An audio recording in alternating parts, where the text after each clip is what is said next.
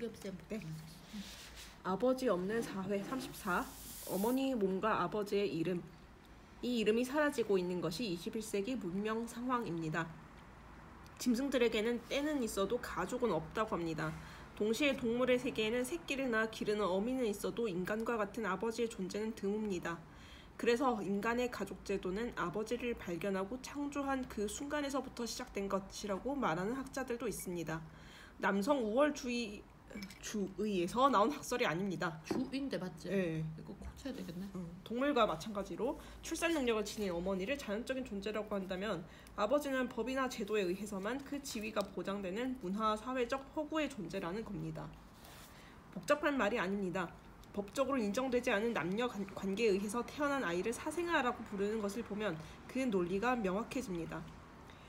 남성들이 발견하고 창조한 것은 바로 사적 영역이 아니라 공적 영역이었고 생명의 증식과 반복이 아니라 자연 상태에서 벗어난 문화 문명의 창조를 맡는 역할이었던 것입니다. 그때 비로소 수컷은 아버지가 되고 암컷은 어머니가 됩니다. 생물학적인 생식 차원으로 볼 때 남성들의 힘은 여성에 비해 한없이 왜소하고 그 지위는 미미하게 짝이 없었지만 문화사회의 문명적 문맥에서 보면 오히려 주도적인 역할을 해온 것이 남성입니다.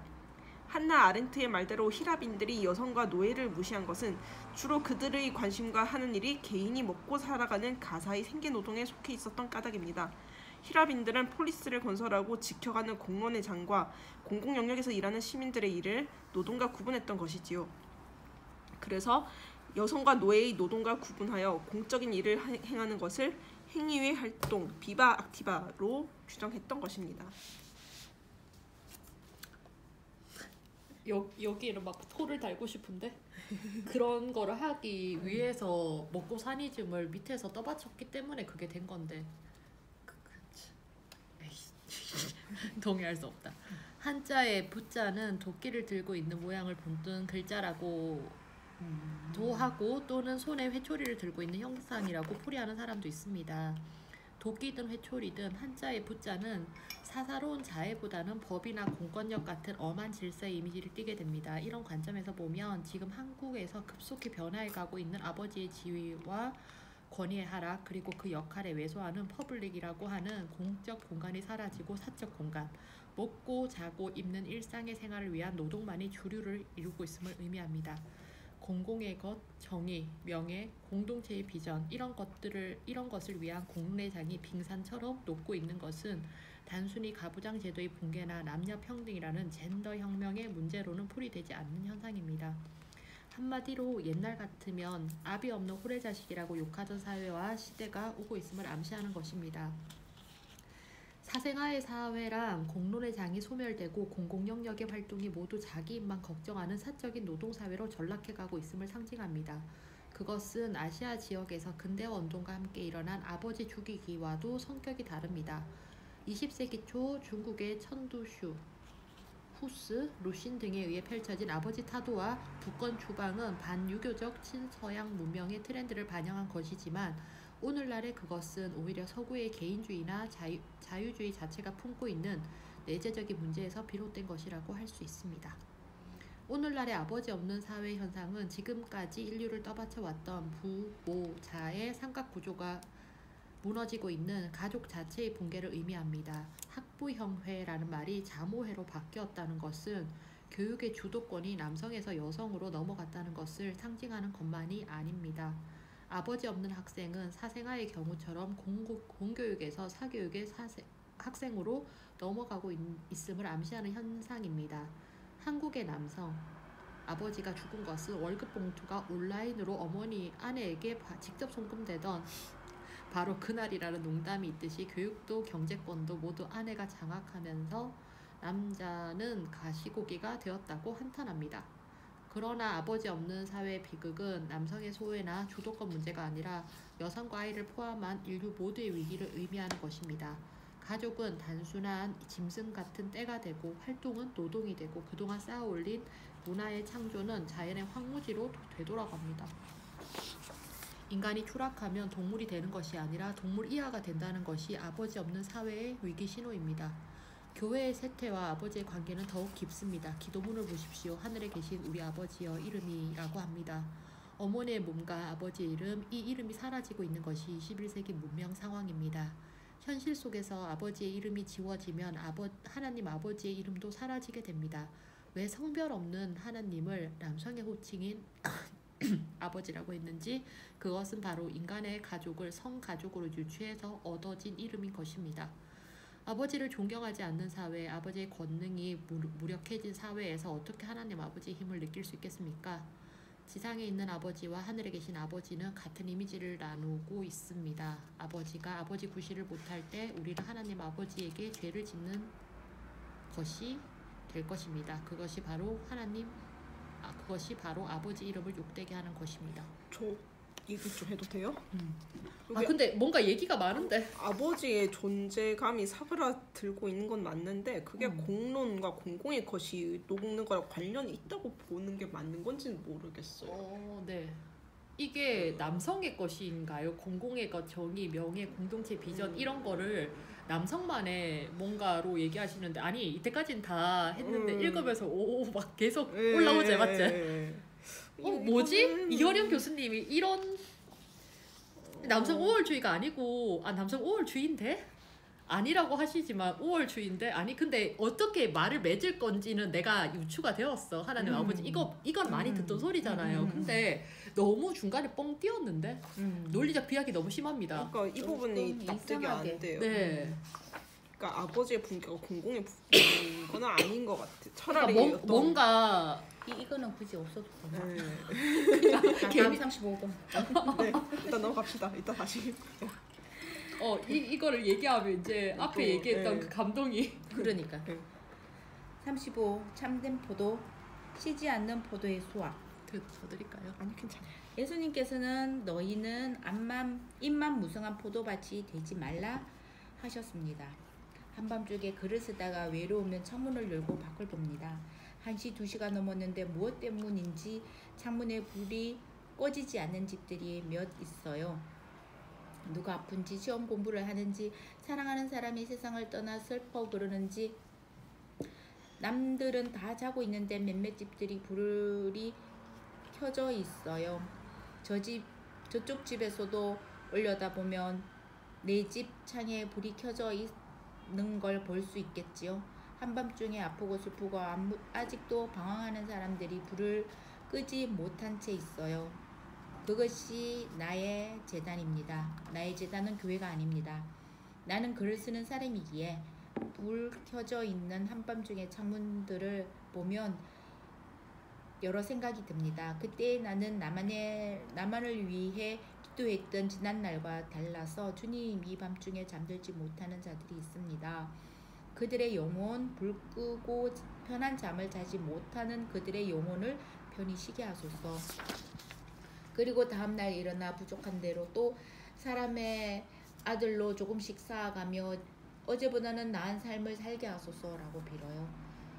그래도 잘 안 될 때는 하나님도 외로우시지요. 쓸쓸하시지요. 제가 바둑은 잘 못 두지만 한판 두실래요? 하고 가끔 어리광도 피우지요. 하나님은 너무도 위대하고 크시고 빛나는 분이시기에 아직 내 눈에는 비유적으로 메타포로만 나타내실 뿐 나는 아직 어떠한 영적 체험도 하지 못했습니다. 내 딸이나 주위 분들 중에는 선택받은 분들이 있어서 하나님 음성을 들었다는 사람도 있고 꿈에 나타났다는 사람도 있습니다. 인도나 아프가니스탄으로 가라고 일러주시는 경우도 있다지만 나는 아무리 기도를 드려도 음성도 듣지 못하고 빛도 보지 못합니다. 크리스천이 된다는 것은 얼마나 어려운 일인지요. 외람된 말이지만 지금까지 세속적으로 편안하게 살던 것을 끊고 추락한 경험과 아픔이 없으면 주님을 함부로 말해서도 안 되고 예수님을 믿는다고 말해서도 안 된다고 생각합니다. 정말로 모두 끊어버리고 모두 버려야 합니다. 예수님은 지금 먼저 부모와 가정을 버리시고 고향을 버리시고 모든 가진 것을 버리시고 마지막에는 생명까지 버리셨습니다. 우리는 구하려고만 하는데 그분은 계속 버리셨어요. 적어도 종교적 지도자가 되려면 버리지 않고는 안 되는데 버려지지 않는 거예요. 그래서 저와 가까운 목사님에게 농담조로 이야기한 적이 있습니다. 목사님, 모든 걸 버리고 주님과 하나님 곁으로 점프하셨어요? 떨어지면 죽는 골짜기로 정말 점프하셨어요? 사실은 그냥 뛰어내린 게 아니라 번지 점프하셨죠? 우리가 지금 번지 점프하고 있는 것 아닙니까? 저 자신을 비롯해서 다 그런 거 아닙니까? 정말 모든 것을 끊고 저 심연 속으로 하나님 품으로 하나님 세계로 뛰어내린 사람이 몇이나 될까요? 예수님 옆에서 이적도 보고 가르침도 받고 항상 예수님을 쫓아다닌 베드로도 막판에 예수님을 부정하잖아요. 예수님이 돌아가실 때 제자들이 부활하실 것을 믿었나요? 다 뿔뿔이 흩어졌죠. 그런데 종교 지도자도 아닌 여성 한 명이 사랑으로 믿고 믿음으로 갑니다. 그리고 예수께서 부활하신 걸 알게 되지요. 도마 같은 사람은 제가 봐도 저는 도마인데 부활했다고 모두 믿는데 그만 안 믿었죠. 증거가 있느냐고 재판정에서처럼 증거를 대보라고 했습니다. 사실 마리아가 예수님의 몸을 만지려고 할 때에 아직 하나님 곁으로 가기 전인 몸이니 만지지 말라고 하셨는데 베드로에게는 자신을 증거하기 위해서 손을 내미십니다. 믿지 않으면 한번 만져보라는 것이죠. 도마는 예수님의 창자국과 못자국이 있는 것을 만져보고서야 부활하셨음을 믿게 됩니다. 현대인들도 증거 없으면 믿지 않는다고 하지요. 오늘날의 교회나 목회자들이 창자국이 없고 못자국이 없을 때, 증거할 능력이 없을 때 어떻게 신자들이 믿겠느냐는 것입니다. 저를 비롯해서 믿음의 극한이라는 것을 사실 인간이 죽고 난 후에 영적인 구제를 받는 것인데 살아서 못하는 것인데 노력만 하는 것인데 간혹 가짜 못자국이나 창자국을 진짜 창자국으로 아는 사람들이 있습니다. 오늘 저는 포도 이야기를 통해 어떻게 하면 우리 교회가 지금보다 더 융성하고 힘있고 믿지 않는 사람들에게서 핍박받지 아니하고 워십, 즉 존경을 받을 수 있고 하나님의 영광을 믿게 될 것인가를 말씀드리고자 합니다. 알다시피 기독교는 사막의 체험에서 비롯된 종교입니다. 사막의 삶에서 갈증이란 대단한 것입니다. 아무것도 없는 사막에서 혀가 돌처럼 굳어지는 격렬한 갈증을 겪어본 분은 없을 겁니다. 사막이기 때문에 갈증의 그 고통을 알게 되는 것입니다. 사막에서 살아보지 않은 사람, 물이 귀한 황무지에서 살아보지 않은 사람은 갈증의 뜻을 잘 알지 못합니다. 호수가 있고 냇물이 있고 냉장고 안에 페트병에 물이 넘치는 세상에서 안 믿는 자에게 갈증을 이야기한들 아무런 소용이 없어요. 주님을 영접하는 것이, 하나님을 찾는 것이 갈증 없이 이루어지는 기독교나 교회는 주님의 뜻을 알지 못하는 것입니다. 포도는 가장 척박한 땅에서 자라납니다. 풀도 자라지 않는 척박한 황무지에서 자라지요. 보통 정성을 들이지 않고는 포도를 키울 수가 없습니다. 성서를 보면 포도 이야기가 많이 나옵니다.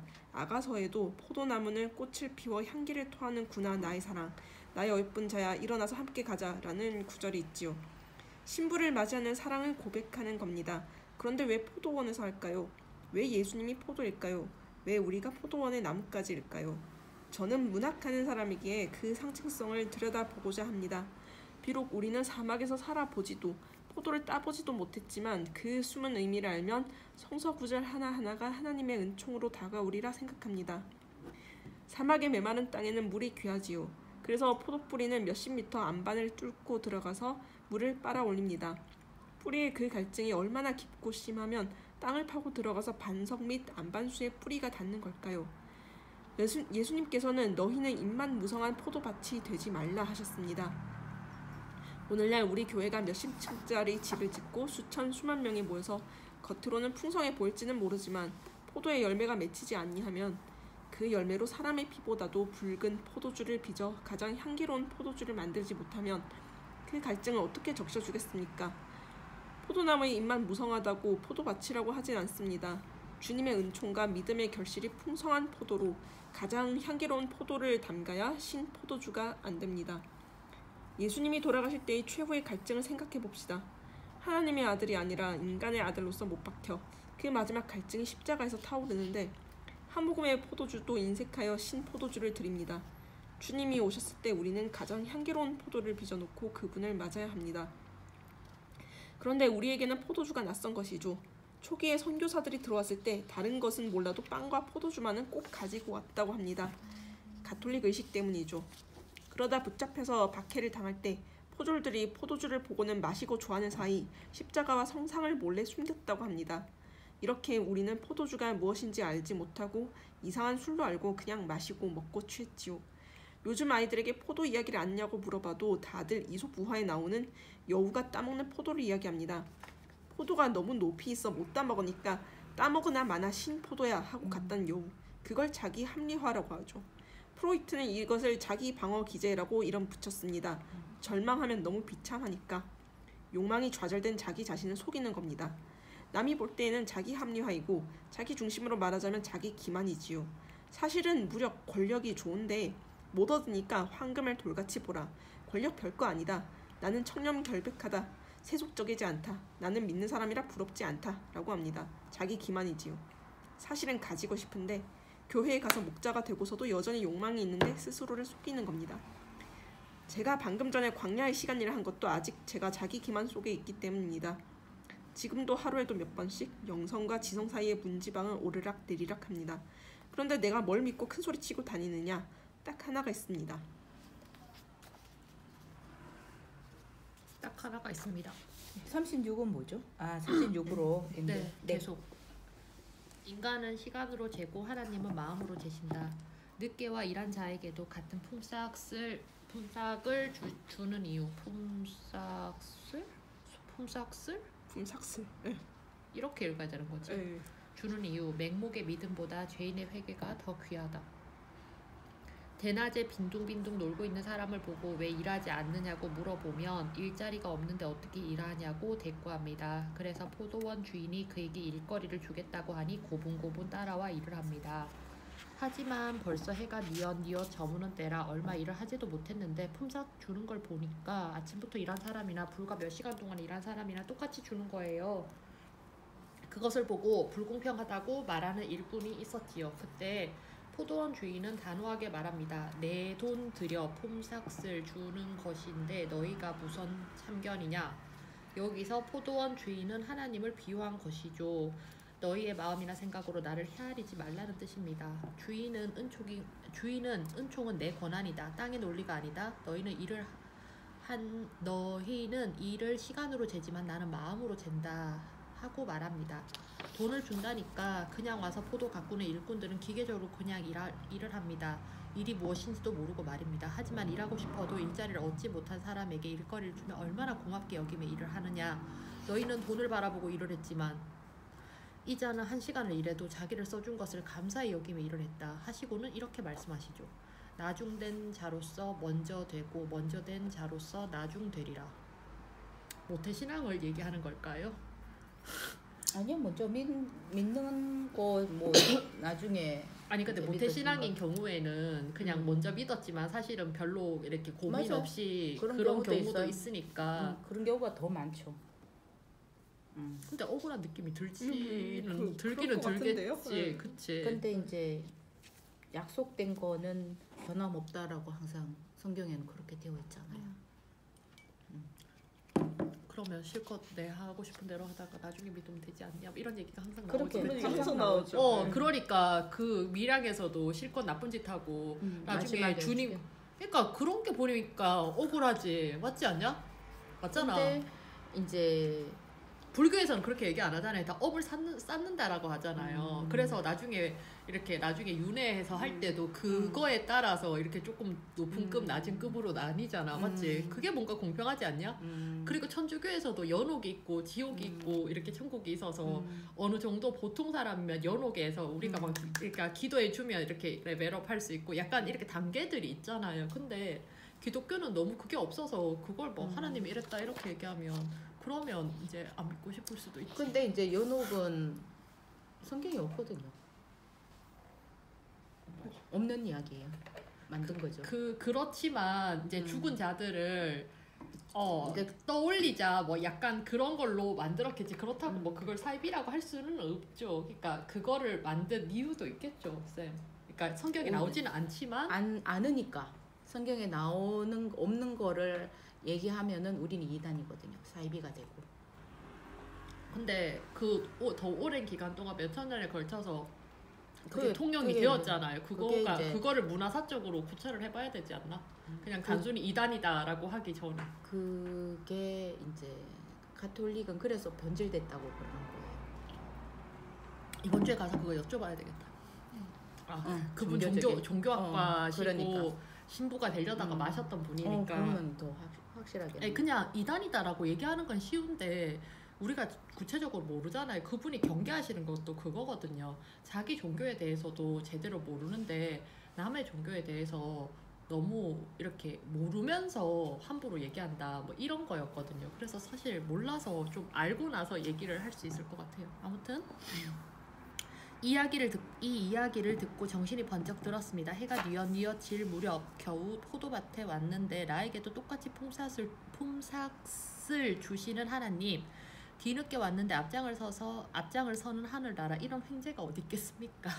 제가 늦게 왔지만 하나님께 정말 감사드리고 그동안 못한 일을 열심히 하면 틀림없이 그 포도원 주인처럼 저에게도 같은 은혜를 주실 것이라는 생각이 든 것이지요. 선교라는 것이 무엇입니까? 포도 덩쿨이 뻗어가는 것입니다. 너희는 포도 덩쿨처럼 자꾸 뻗어서 땅끝까지 가라 하십니다.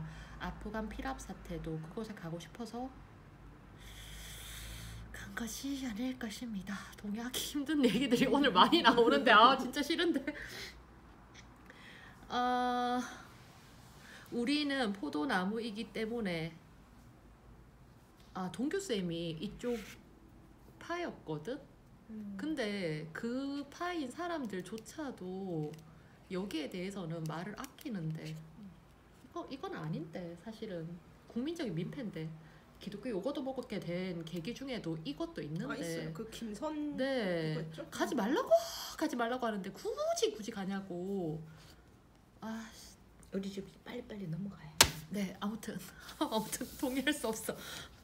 네, 누구한테 허락받아 가는 게 아니에요. 누가 시키지 않고 말려도 위험한 것을 가리지 않고 포도 넝쿨은 끝없이 낯선 땅 저편으로 갑니다. 로마 초대 교회의 순교자들이 편안한 마차를 타고 제독의 옷을 입고 갔습니까?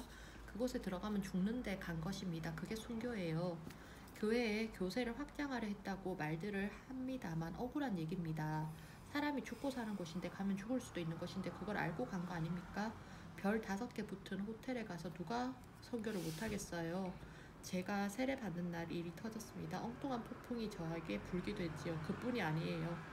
저는 6.25를 겪은 사람입니다. 어떤 이는 1.4 후퇴 때 그 엄동설안에 열차도 아닌 뚜껑도 없는 화물차에 타고 피난 가다가 추위에 손이 곱고 졸음이 와서 품 안에 안았던 아이를 그만 놓치는 겁니다. 그러고는 생명이 뭔지 그 제자리에 발을 동동 구를 뿐이었죠.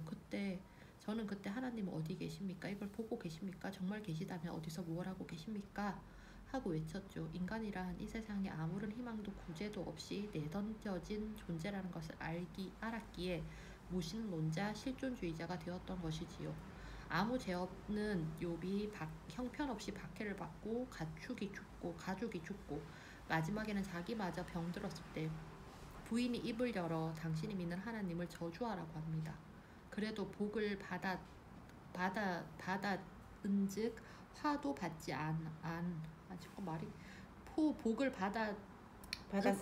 받았은즉 화도 받지 아니하겠느냐 하고 입술로 범죄하지 않았던 욥이지만 그도 결국에는 하나님을 원망하게 이릅니다. 욥은 이렇게 말하지요. 나의 말이 곧 기록되었으면 책에 쓰여졌으면 철필과 나부로 영원히 돌에 새겨졌으면 좋겠노라. 작가가 글을 쓰는 심정도 대개는 다 그럴 것입니다. 자기의 절망을 글로 써야겠다. 그게 마지막 희망이다. 우리가 얼마나 비참하고 이 세상을 얼마나 허무한가를 증거하겠다. 그래서 나는 글을 쓴 것이고 그것도 저항의 글을 쓴 것입니다. 그러나 나는 그러한 6.25 전쟁을 겪었기 때문에 하나님의 존재를 육신의 구원자가 아니라 영혼의 구제자로서 인식하게 된 것이지요. 인간이 풀 수 있는 영역에 대해서 하나님은 늘 침묵한다는 것을 깨달았습니다. 인간의 역사는 인간이 만들고 인간이 풀어야 합니다. 그것이 바로 에덴 바깥에서 일어나는 인간들의 비극이고 원죄에 대한 값이었지요. 예수님이 최초로 보이신 기적은 혼례 때 포도주가 없어서 손님들을 대접하지 못하는 사람들을 위해 돌 항아리에 물을 그득히 담으라고 하시고 그 맹물을 포도주로 바꾸신 것입니다. 여기서 잠깐 포도주에 대한 이야기를 생각해 보기로 하겠습니다. 포도 껍질에 붙어 있는 미생물들을 발효가 되는 과정에서 다른 미생물들을 잡아먹습니다. 즉 포도가 발효된다는 것은 포도주가 된다는 것은 효모균에 의해 불필요한 균들이 퇴치되는 과정이지요. 아기 전부 퇴치된 순수한 효모에 의해서 깨끗해진 술. 그래서 옛날에는 포도주를 주사액으로까지 썼다고 합니다. 또 강도를 만나 죽어가던 사람을 사마리아 사람은 기름과 포도주로 치유하기도 했지요. 이러한 포도주의 발효 과정처럼 우리 영혼 속에 있는 혼탁한 마귀의 생각인 미생물들을 하나님의 힘으로 모두 퇴치하여 순수한 영만을 남겨주십니다. 난 영혼 속에 혼탁한 마귀들이 많은 건가요? 그것이 바로 맹물로 포도주를 만드는 기적이지요. 요즘 이솝우화는 이렇습니다. 목마른 여우가 포도를 따 먹어보니 진짜 신포도였습니다. 그러면 더 이상 안 따 먹어야 되는데 옆에 있는 여우들이 부러워하고 침을 흘리니까 우쭐해서 신포도라고 말을 못하는 겁니다. 아 달다 하며 옆에서 박수치면 또 따먹고 속으로는 울면서 겉으로는 행복한 척하고 따먹어요. 속된 세상에는 이런 여우들이 많습니다. 행복한 얼굴을 하고 기름진 얼굴을 하고 행복한 가정인 것처럼 하고 사는데 속으로 울고 있어요. 그 사장 자리가, 그 장관 자리가 세상이 이런 줄 알았으면 누가 했겠느냐. 그런데 아무개 아들이 회장 장관 아들이라 그러니까 참는 거죠. 그렇게 계속 맛있는 것처럼 신포도를 따다가 위궤양에 걸려 죽었다는 것이 현대인의 이솝우화지요. 참된 포도, 시지 않는 포도를 우리는 수확해야 합니다. 믿는 사람들, 포도원 사람들만이라도 능구를 뻗어가야 합니다. 힘을 가지십시오. 남들이 핍박하면 핍박할수록 여러분이 의인이라는 증거입니다. 그러나 사랑을 잊어서는 안 됩니다. 요즘 의인이 많은 것 같지만 불구덩이에 들어가는 의로움이 있어도 사랑이 없으면 소용이 없다고 했습니다. 요즘 기독교인이 많지만 사랑이라는 것이 없습니다. 사랑 없는 정의는 인간이 할 수 있는 정의입니다. 인간이 할 수 있는 정의는 역사와 시장 속에서 하는 일이라 한계가 있지요. 이미 우리는 그것에 절망한 사람들입니다. 저는 문학하는 사람이라 제가 포도밭에서 일한 소감을 시로 써보았습니다. 저는 신학도 모르고 기도도 드릴 줄 모르는 사람이지만 시 같으면 제 전공 분야이기 때문에 여러분과 다른 방식의 기도가 가능하리라는 생각에 이 만남을 뜻깊게 하고자 합니다. 포도밭에서 일할 때 포도는 잡초도 자라지 않는 척박한 땅에서 자란다고 하더라. 그 목마름이 얼마나 타올랐기에 물을 찾는 뿌리가 수십 척 땅속 안반수에 이른다고 하더라. 포도나무 가지에 움이 트고 작은 꽃들이 피어날 때 님이 와서 말한다고 하더라. 너를 사랑한다고. 그 갈증의 뿌리가 나뭇가지마다 포도송이를 연결게 할 때 포도원지기는 이마에 땀을 씻고 말한다 하더라. 이 포도밭은 당신의 것. 당신이 포도밭 주인이라고. 그분이 목말라 하실 때 신포도주가 되지 않도록 사람들은 새벽에 일어나 포도를 딴다 하더라. 알라리 소망의 빛이 밴 포도송이를 따다 술을 빚고 말한다고 하더라. 여기 지상에서 가장 향기로운 술이 있나이다. 말한다고 하더라. 내가 마시기 위해서가 아니요 오직 그분의 입술을 적시기 위해서라고 말한다고 하더라. 포도로 빚은 술은 사람의 피보다 더 붉다 하더라. 여름 태양빛이 노을로 불탈 때보다 더 붉다 하더라. 내가 포도밭에서 일할 때 그런다고 하더라. 하늘의 새, 들의 백합꽃, 무엇을 먹을까 걱정하지 말라 하시지만 나는 새처럼 하늘을 날 수 없습니다. 무엇을 입을까 걱정하지 말라 하시지만 백합처럼 비단을 짜 제 몸을 치장할 줄 모릅니다. 당신이 아니 계시면 추워서 떨고 배고파 울겠지요. 그러나 이제는 하늘을 나는 새, 들판에 피는 백합도 부럽지 않습니다. 당신의 목소리를 듣고부터 날개가 없어도 하늘을 날고 배틀이 없어도 배를 짭니다. 그래도 근심 걱정이 남아 있어요. 당신이 너무 먼 곳에 있어 보이지 않을까 봐요. 봐서.